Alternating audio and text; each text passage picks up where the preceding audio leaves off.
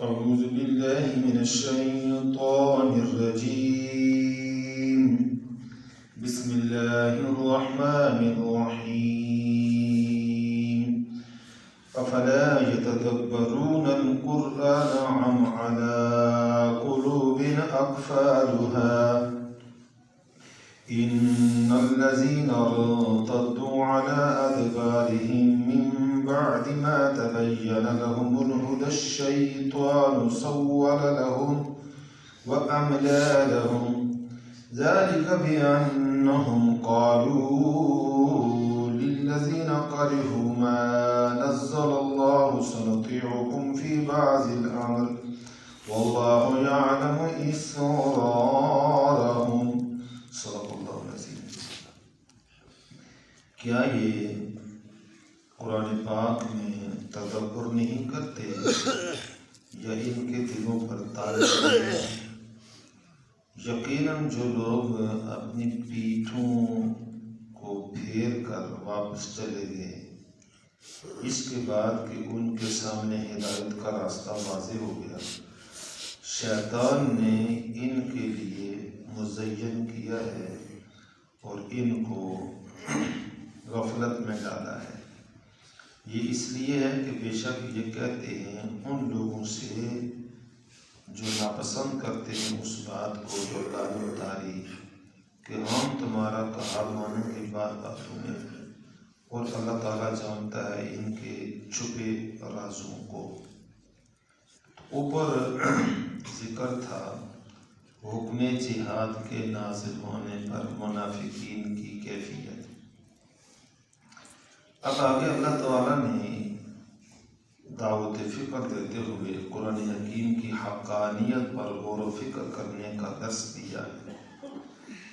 فرمایا افلا یتدبرون القرآن ام علی قلوب اقفالها، کہ یہ لوگ قرآن پاک کے اوپر تدبر نہیں کرتے تاکہ ان کو بات سمجھ میں آئے کہ یہ حق بات ہے، اور جب سمجھ میں آئے تو پھر اس کو قبول کر لیں۔ یہ بات تدبر سے حاصل ہوگی، یا تدبر کرتے ہیں لیکن دل پر تالا لگا ہوا ہے، بات وہاں پہنچتی نہیں۔ اب یہ سمجھنا ہے کہ تدبر قرآن کیا ہے، تو یہ درجات ہیں قرآن پاک کے مفہوم کو پہنچنے تک۔ سب سے پہلا درجہ ہے اس قرآن پاک کی تلاوت۔ سب سے پہلا درجہ اس قرآن پاک کے الفاظ کی تلاوت، کہ آدمی کو قرآن پاک دیکھ کر پڑھنا آ جائے، یہ پہلا درجہ ہے جس کو ناظرہ قرآن کریم کہا جاتا ہے۔ دوسرا درجہ ہے معانی کا سیکھنا، تو بالخصوص جو غیر عرب لوگ ہیں ہم جیسے، جن کی مادری زبان عربی نہیں ہے، ان کے لیے تو لازم ہے کہ قرآن پاک کے الفاظ کو سیکھنے کے بعد دوسرے درجے میں قرآن پاک کے الفاظ کے معانی کو سیکھنا، کہ اس لفظ کا معنی کیا ہے۔ اب آپ نے سورہ فاتحہ پڑھی، الحمدللہ رب العالمین الرحمن الرحیم مالک یوم الدین ایاک نعبد و ایاک نستعین اہدنا الصراط المستقیم صراط الذین انعمت علیہم غیر المغضوب علیہم ولا الضالین آمین۔ یہ الفاظ ہیں، کتنے ہیں جن کو یہ بھی نہیں آتے؟ تو پہلا درجہ کیا سیکھنے کا ہے؟ الفاظ، کہ ہمیں الفاظ درست پڑھنے آ جائے۔ پھر جب سورہ فاتحہ کے الفاظ سیکھ لیے تو اب دوسرا درجہ ہے کہ اس سورہ فاتحہ کا ہمیں معنی بھی آنا چاہیے۔ تو جب لفظ نہیں آتے معنی کہاں سے آئے گا؟ یہ لفظ سیکھ لیے بچپن میں کسی نے رٹا لگوا لیا، یاد کرا لیے، بوڑھا ہو جائے گا، عمر گزر جائے گی، لیکن یہ نہیں پتا ہوگا کہ سورہ فاتحہ کا معنی کیا ہے۔ اہل علم نے لکھا ہے کہ سورہ فاتحہ کے ناموں میں ایک نام ہے ام القرآن۔ سورہ فاتحہ کے بہت سارے نام ہیں، ان ناموں میں ایک نام ہے ام القرآن۔ ام عربی میں کہتے ہیں ماں کو، تو ماں اصل ہے، تو ام القرآن قرآن پاک کی ماں، قرآن پاک کی اصل سورہ فاتحہ ہے۔ تو معنی یہ ہے کہ جس نے سورہ فاتحہ کے معانی کو سیکھ لیا اس نے گویا کہ قرآن پاک کا خلاصہ پورا سیکھ لیا۔ پورے قرآن پاک کا خلاصہ سورہ فاتحہ ہے۔ اور بعض مفسرین نے لکھا ہے کہ سورہ فاتحہ کا خلاصہ اس آیت میں ہے ایاک نعبد و ایاک نستعین، اور اس کا خلاصہ بسم اللہ میں ہے، اور بسم اللہ کا خلاصہ با میں ہے، اور با کا خلاصہ با کے نقطہ میں ہے۔ تو معنی کیا ہے کہ با کے نیچے نقطہ ایک ہے تو اللہ کی ذات بھی ایک ہے۔ تو پورے قرآن کی دعوت کا خلاصہ انسانیت کو یہ درس دینا ہے کہ اللہ کو وحدہ لا شریک مانو، اللہ اپنی توحید میں اکیلا ہے۔ تو اب الفاظ قرآن سیکھنا یہ پہلا درجہ ہے۔ دوسرا درجہ ہے معانی قرآن سیکھنا۔ معانی قرآن، اللہ نے اپنے نبی کی ذمہ داریوں میں یہ بات ذکر کی، یتلو علیہم آیاتک، پہلا درجہ الفاظ پڑھ کر سنائے گا۔ دوسرا درجہ یعلمہم الکتاب، الفاظ سیکھ کے معانی سکھائے گا۔ یعلمہم الکتاب، معانی سکھائے گا۔ تو پہلا درجہ قرآن پاک کے الفاظ کا ہے، وہ سیکھنا، وہ یاد کرنا، ناظرہ قرآن کریم اچھی طرح پڑھنا۔ اور یہ مسئلہ یاد رہے، ناظرہ قرآن کریم پڑھنا سیکھنا یہ فرض ہے جس طرح نماز پڑھنا فرض ہے۔ کوئی مسلمان زندگی میں ناظرہ قرآن پاک نہیں پڑھ سکا اور اسی طرح مر گیا تو گویا اپنے ساتھ ایک گناہ فرض پورا نہ کرنے کا لے کر گیا۔ جیسے کوئی آدمی فرض نماز نہیں پڑھتا، مسلمان ہے، گناہ گار ہے، اسی طرح دنیا سے چلا گیا تو نماز جو فرض تھی وہ نہ پڑھنے کا گناہ سب لے کر گیا ہے۔ اسی طرح قرآن پاک کا ناظرہ پڑھنا، یہ الفاظ سیکھنا یہ فرض ہے۔ پہلا درجہ یہ ہے۔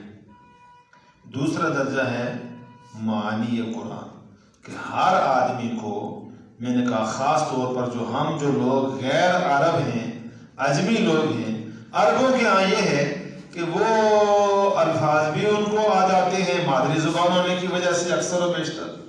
دوسرا معانی قرآن بھی اکثر ان کو آ جاتے ہیں بغیر کسی سے پڑھے، کیونکہ مادری زبان ہے عربی، تو قرآن بھی عربی زبان میں ہے۔ جیسے ہمارے ہاں اردو کی کوئی کتاب ہو، کوئی اردو کی کتاب ہمارے سامنے پڑھے تو ہم کو مطلب سمجھ میں آ جاتا ہے، اگرچہ ہم کو اردو پڑھنی بھی نہ آتی ہو، اس لیے ہم بھی اسی زبان میں رہتے ہیں، اسی میں چلتے ہیں۔ پہاڑی زبان ایک آدمی گھر میں بولتا ہے، لکھنا نہیں جانتا، پڑھنا نہیں جانتا، لیکن پہاڑی زبان سنی، اس کا مطلب اس کو سمجھ میں آ گیا، یہ ہے معنی کا سمجھنا۔ آپ نے بچے کو پہاڑی زبان میں کہا بچہ پانی ہی نہیں آ، تو کبھی نہیں ہوگا وہ چائے لے کر آئے، اس نے مطلب سمجھ لیا، کیا مانگ رہے ہیں؟ پانی مانگ رہے ہیں۔ یہی بات اس کو لکھ کر دو تو اس کو نہیں پڑھنی آئے گی، لیکن سن کر مطلب سمجھ میں جائے گا۔ تو عرب چونکہ عربی زبان ہے، وہ قرآن پاک عربی زبان میں پڑھے یا سنے ان کو کچھ نہ کچھ معنی آ جاتا ہے۔ ہم چونکہ غیر عرب ہیں، ہمیں عربی زبان ہی نہیں آتی، اس لیے نہ ہمیں عربی کا لفظ پڑھنا آئے گا بغیر سیکھے، نہ عربی کا معنی آئے گا بغیر سیکھے، اس لیے دونوں باتیں ضروری ہے۔ ہمارے کہتے ہیں انگریزی سیکھنا ضروری ہے، جب ہم اسکول میں ہوتے تھے بچپن میں تو انگریزی جا کر شروع ہوتی تھی 6ٹھی کلاس سے.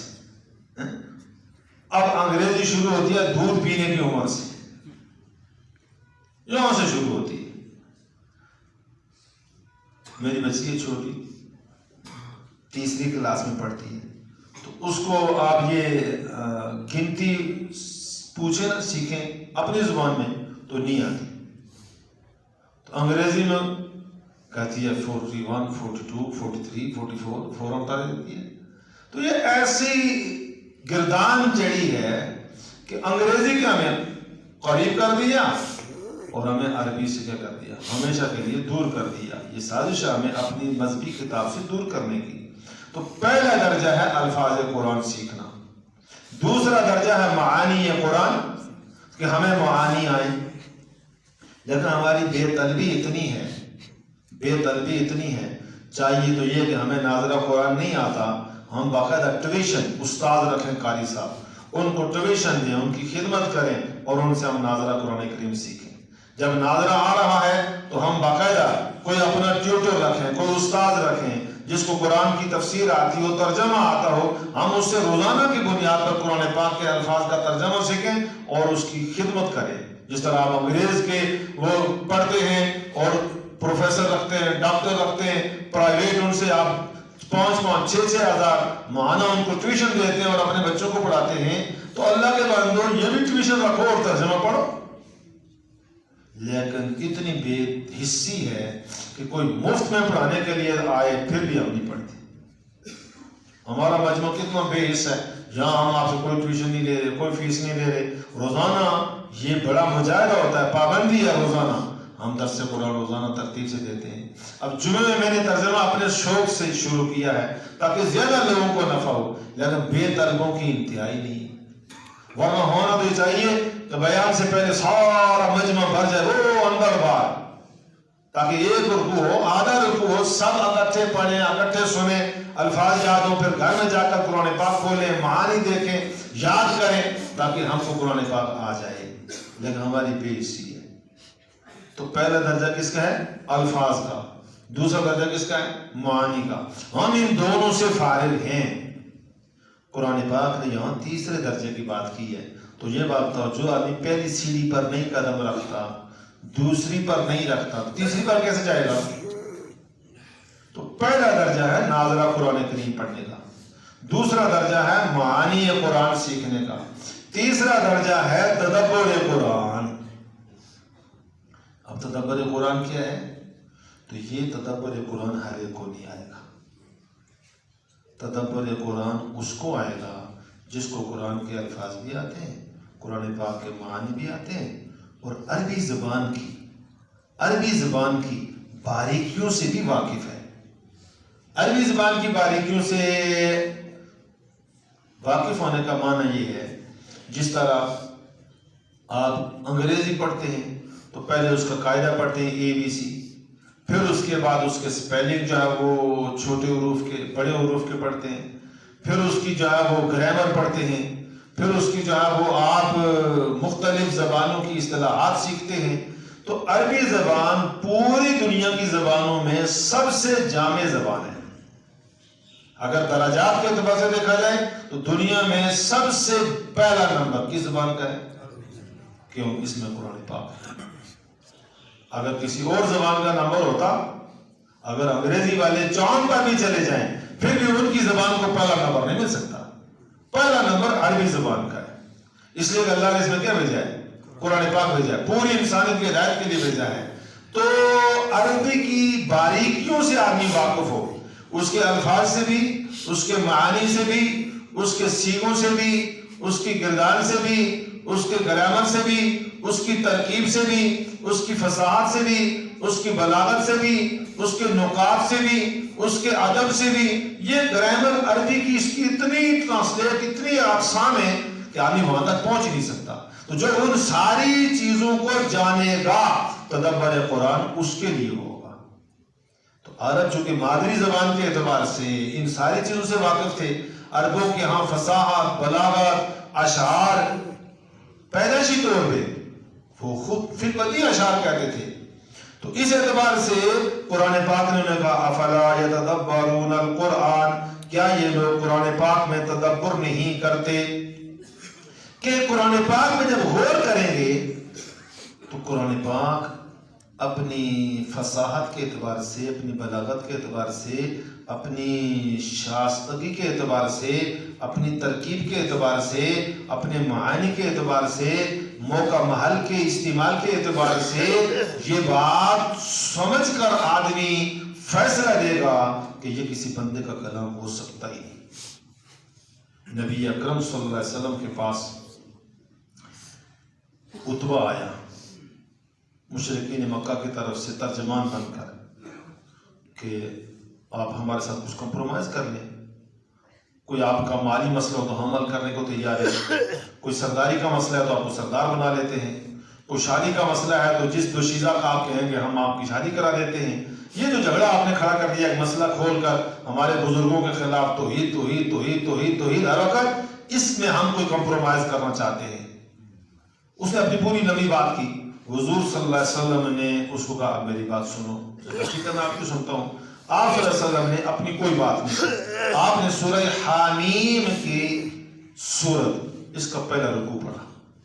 جب پہلا رکوع پڑھا، حامیم تنزیل من الرحمن الرحیم، جب پہنچے فَإِنْ أَعْرَضُوا فَقُلْ أَنذَرْتُكُمْ صَاعِقَةً مِثْلَ صَاعِقَةِ عَادٍ وَثَمُودَ، اگر تم اس قرآن کو قبول کرنے سے منہ پھیر رہے ہو تو میں تم کو ڈراتا ہوں اس آسمان سے گرنے والی بجلی کا جو قوم عاد اور ثمود پر آئی۔ تو کہتے ہیں عتبہ نے حضور کے منہ پر ہاتھ رکھ دیا، بس اس سے آگے سننے کی ہم نے طاقت نہیں، ایسا لوگ اللہ کا عذاب ہم پر آ جائے۔ اور پھر اپنی قوم کو جا کر کہا اللہ کی قسم ہے میں نے بڑے بڑے بادشاہوں کے کلام سنے، ادیبوں کے کلام سنے، فصحاء بلغاء شعراء کے کلام سنے، لیکن قرآن جیسی تلاوت اور قرآن جیسی حلاوت میں نے کسی کلام میں نہیں دیکھی۔ واللہ ما ھذا کلام بشر، اللہ کی قسم یہ کسی انسان کا کلام نہیں ہے۔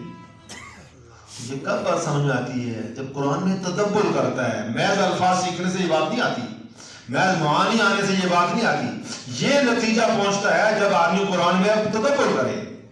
اور قرآن پاک کے تدبر میں حضرت علی رضی اللہ عنہ فرماتے ہیں کہ میں نے جب بھی قرآن پاک میں تدبر کیا ایک آیت میں تو ایک وقت ایک معنی سمجھ آیا، دوسری مرتبہ اسی آیت پر تدبر کیا دوسرا معنی سمجھ میں آیا، تیسری وقت میں نے اس پر تدبر کیا تو تیسرا معنی سمجھ آیا۔